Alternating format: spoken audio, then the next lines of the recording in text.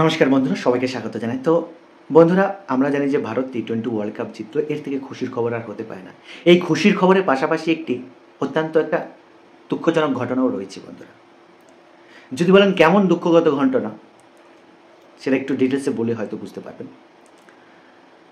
এই যে world cup হলো, সেই ওয়ার্ল্ড কাপের ফাইনাল ম্যাচের প্লেয়ার অফ দ্য ম্যাচ হয়েছে বিরাট কোহলি। এবং বিরাট কোহলিকে যখন প্লেয়ার অফ দ্য ম্যাচের অ্যাওয়ার্ড দেওয়া হয় এবং তাকে যখন কিছু বলতে বলা হয় ইন্টারভিউয়ে, তিনি কিন্তু বলেন যে এটা তার ওয়ার্ল্ড কাপ, শেষ ওয়ার্ল্ড কাপ। অর্থাৎ তিনি কিন্তু আর ওয়ার্ল্ড কাপ খেলবেন না। যারা বিরাট কোহলি ফ্যান রয়েছে তারা এই সংবাদটা শুনে অবশ্যই মন খারাপ হবে, নিঃসন্দেহে মন খারাপ হবে। কেননা ক্রিকেটের সম্রাট তিনি, ক্রিকেটের কিং তিনি, ক্রিকেট সাম্রাজ্যের কিং তিনি, আর কিং ছাড়া আজ সাম্রাজ্য রয়েছে। তো অবশ্যই একটা দুঃখজনক ঘটনা। তিনি বলেছেন যে পরবর্তী প্রজন্মকে একটা সুযোগ দিতে হবে। অবশ্যই আমাদের যে সমস্ত ভারতীয় লেজেন্ড প্লেয়ার রয়েছে তারা সঠিক সময় সঠিক কাজটা করে খেলা থেকে অবসর নিয়েছে এবং পরবর্তী প্রজন্মকে সুযোগ দিয়ে এসছে। বিরাট কোহলিও তার ব্যতিক্রম নয় এবং এটা নিয়ম অনুসারে সেটা হয়ে থাকে। তার বয়সও অনেক হয়েছে, তবে তার পারফরমেন্স কিন্তু একদমই কমেনি। অনেকে অনেক কথা বলেছে তার এই ওডিআই ওয়ার্ল্ড কাপ, টি-20 ওয়ার্ল্ড কাপ নিয়ে পারফর্ম নেই। কেননা আমরা দেখেছিলাম যে বিগত যে ম্যাচগুলি ছিল সেই ম্যাচগুলিতে কিন্তু দুবার শূন্যতে আউট হয়েছে, 37 রান 24 রান এই সমস্ত রান করেছে, যার কারণে কিন্তু অনেকে অনেক কথা বলেছে। কিন্তু কিং তো কিংই হয়। ওস্তাদের মার শেষ রাতে বিরাট কোহলি কিন্তু সেটাই করলো। কেননা ফাইনাল ম্যাচে কিন্তু দুর্দান্ত একটা ম্যাচ উপহার দিল আমাদের। দুর্দান্ত খেলেছে, 76 রান করেছে।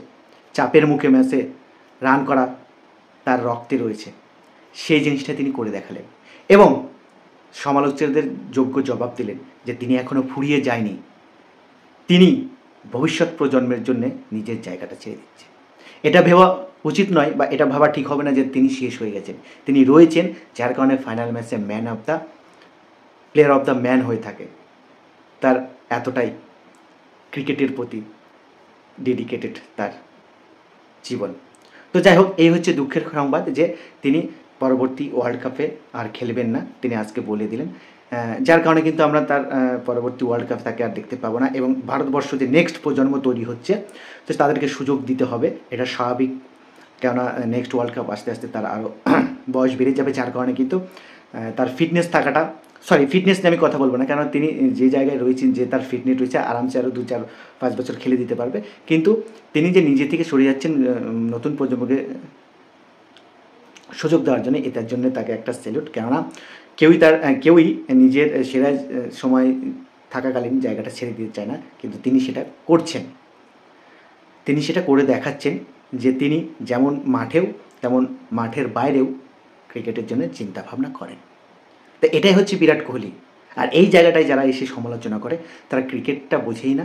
বিরাট কোহলি তো বোঝার দূরে থাক, ক্রিকেটটাকে বোঝে না। বিরাট কোহলি ক্রিকেটের কিং এবং তাকে ছাড়া সাম্রাজ্য কেমন চলবে সেটা তো আমরা ভবিষ্যৎ বলবো।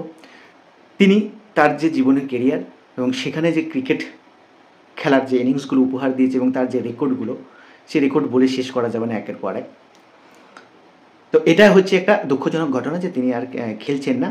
তবে অবশ্যই কবে যে অবসর নেবেন বা কী করবেন সেটা তো অবশ্যই আমরা সময়ের অপেক্ষা সেটা ধীরে ধীরে জানতে পারবো।